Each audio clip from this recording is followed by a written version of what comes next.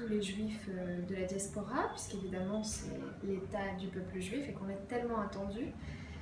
Et ensuite, je venais souvent enfant, j'ai été revenue 2 ou 3 fois à l'adolescence, mais je suis revenue à l'âge adulte en 2012 et j'ai eu un véritable coup de cœur pour Israël parce que ça se développe d'une façon considérable.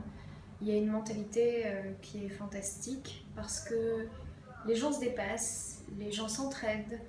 Euh, voilà, c'est un amusement constant malgré la situation qui est tout à fait particulière et qui est difficile à vivre.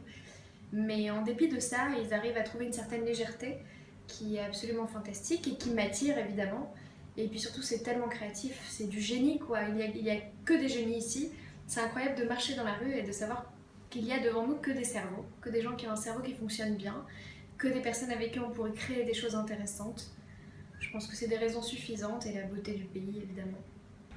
Je pense que c'est une excellente méthode, ça a fait ses preuves. D'ailleurs, la méthode Ulpan est reconnue à travers le monde entier. Beaucoup essayent de la copier sans succès. Après, le secret, je pense que c'est un secret cognitif, c'est-à-dire qu'on le sait, la répétition permet à la mémoire de s'activer. Et le fait qu'on répète fréquemment les mots, d'abord dans une même leçon, on répète plusieurs fois le mot ou les mots, ou plutôt les quinzaines et vingtaines de mots qu'il faut apprendre au cours de cette leçon, et qu'il faut retenir. Donc cette répétition à ce moment-là, puis répétition plus tard, puisque très souvent on reparle des sujets qu'on a abordés. Donc la répétition est une excellente méthode, ça imprime dans le cerveau, on ne peut plus oublier. Donc c'est fantastique. Je pense à peu près au milieu, j'ai suivi 30 heures de cours. Bon, d'abord tout de suite parce que j'ai appris l'hébreu enfant. Là j'étais au niveau, je crois, Guimel plus, enfin ouais, niveau 3. Niveau 3. Ouais.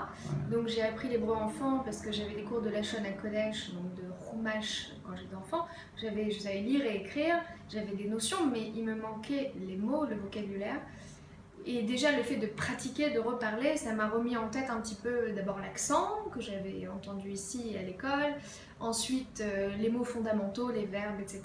et les mots de la Shana Kodesh, et puis après j'ai retrouvé du vocabulaire que j'entends dans les chansons que j'écoute, etc. Donc très vite. Et après, à peu près au milieu de session, je pense qu'il y a des choses qui se sont débloquées, de l'aisance, et donc ça a été encore mieux les 15 dernières heures. Alors maintenant, dis quelque chose en hébreu. וואו. אני לא יודעת מה אני רוצה לדבר, על מה אני רוצה לדבר, שכל כך אהבתי להיות פה, ואני חושבת שאני מתקדמת הרבה, ועכשיו אני רק רוצה לדבר ברחוב עם אנשים וזהו.